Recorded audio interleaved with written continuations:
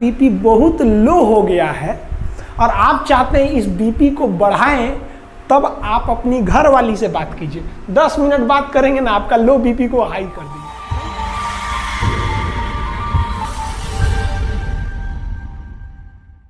ECG के द्वारा की जाती है इलेक्ट्रोकार्डियोग्राफी। ईसीजी का फुल फॉर्म होता है इलेक्ट्रोकार्डियोग्राफी, उसको बोलते हैं पीक्यूआरएसटी ग्राफ। तो इस पीक्यूआरएसटी ग्राफ में क्या होता है, देखिए जब ब्लड शरीर में हृदय में अंदर जाता है, हम आपको बताए थे दाहिना अलिंद से वो अंदर जाता है, तो उसको पी ग्राफ से दिखाया जाता है, पी से। ये हो गया पी। अगर ये पी ज़्यादा बढ़ गया तो भी दिक्कत है, कम है तो भी दिक्कत है।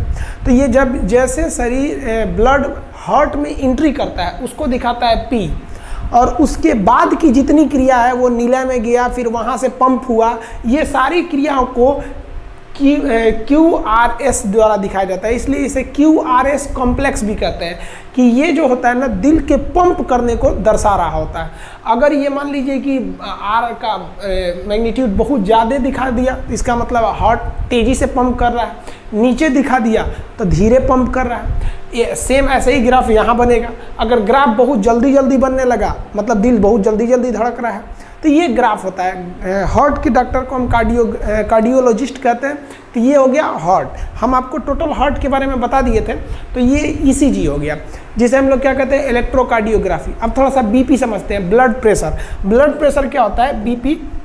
तो ध्यान से देखिए, ब्लड जिस प्रेशर से जाता है और जिस प्रेशर से आता है, इन दोनों प्रेशर को हम क्या कहते हैं, ब्लड प्रेशर। देखिए जब दिल सिकुड़ता है तभी ब्लड बाहर जाता है। दिल के ऐसे हो जाने का सिकुड़ जाएगा, जब पचकेगा तभी ना ब्लड जाएगा।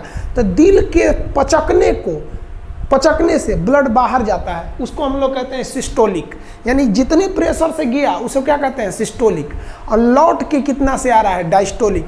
यानी कितना हुमच के ढकेला है दिल, वो क्या हो गया, सिस्टोलिक। और कितना लड़कर वापस कितने स्पीड में कितने प्रेशर से आ रहा है, उसे हम क्या कहते हैं, डायस्टोलिक। इसी सिस्टोलिक और डायस्टोलिक प्रेशर के अनुपात को हम कहते हैं ब्लड प्रेशर। नॉर्मली ये होता है 120/80। यानी 120/80 अगर आपका बीपी है तो वो नॉर्मल है। ये आप देखे होंगे बीपी कैसे नापता है, वो यहाँ पर आपको एक लॉब लगा देगा और वहाँ पे आपको पारा का मशीन लगा देगा, और यहाँ पे देखिएगा ना, एक पंप से प्रेशर भरने लगता है। उसको प्रेशर भरेगा और उसको प्रेशर को भर देगा 200 तक, और उसके बाद से यहाँ एक आला लगा देगा और प्रेशर को खोलेगा। प्रेशर जब खोलेगा ना, तो आप देखिएगा उसमें आवाज़ आएगा, इस तरह से प्रेशर खोलता है। और प्रेशर खोलते के बाद ध्यान से देखिए वो कुछ सुनता है, उसको एक डब से आवाज़ सुनाई देगी, टिक से आवाज़ सुनाई देगी, तो समझ जाएगा कि ये सिस्टोलिक का प्रेशर है। और वो आवाज़ चलते रहेगा, टक टक टक टक टक टक टक टक टक, और जहाँ वो आवाज़ बंद हो गया वो समझ जाएगा कि ये डायस्टोलिक है। तो मान लीजिए अगर मेरा ब्लड प्रेशर नापा गया और 200 तक वो पहले प्रेशर दिया हुआ है, उसके बाद से प्रेशर खोल रहा है, आला लगा के सुन रहा है। अगर उसको आवाज़, पहली आवाज़ सुनाई दी 130 पे, तो ध्यान देगा कि सिस्टोलिक कितना था, 130। और उसके बाद वो आवाज़ कंटिन्यू कर रही है, टक टक टक टक टक टक टक कर रही है, और वो बंद हुई कितने पे आके, 90 पर। तो कहेगा भैया आपका ब्लड प्रेशर जो है ना 130/90 है, यानी नॉर्मल से थोड़ा सा ज़्यादा है। ये उतना खतरनाक नहीं माना जाता है। हालांकि आप यंग लड़के हैं, स्टूडेंट, सबका ब्लड प्रेशर ज़्यादा ही रहना चाहिए। बीपी ज़्यादा रहेगा ना तो आपको काम करने में मन लगा रहेगा, और कम रहेगा ना तो देहात में बोलते हैं ना, दहिया भरियाया लग रहा है। भरियाया नहीं है भाई, बीपी लो है। तो ये है आपका नॉर्मल बीपी। तो ये आप नॉर्मल बीपी समझ गए। अब हम लोग समझते हैं कि बीपी हाई किसे कहते हैं। हाई बीपी में क्या होता है, दोनों हाई हो जाता है, यानी सिस्टोलिक और डायस्टोलिक दोनों। ये 150/90 हो जाता है या 150/100 हो जाता है, तो वो क्या हो जाता है, हाई बीपी में चले आते हैं लोग। हाई बीपी को हम हाइपरटेंशन भी कहते हैं। बीपी हाई हो जाना भी खराब चीज़ होता है, उसमें भी बहुत ज़्यादा बीपी बढ़ जाता है, हार्ट वगैरह पे इफेक्ट पड़ता है उसका। प्रेशर ज़्यादा हो जाएगा तो हार्ट अटैक का खतरा हो जाता है।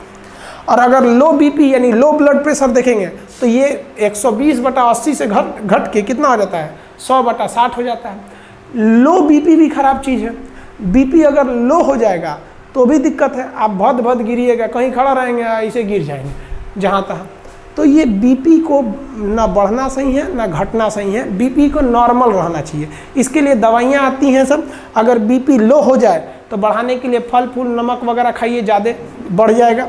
हाई हो गया तो नमक तेल मसाला गर्म चीज़ कम कर दीजिए, लो हो जाएगा।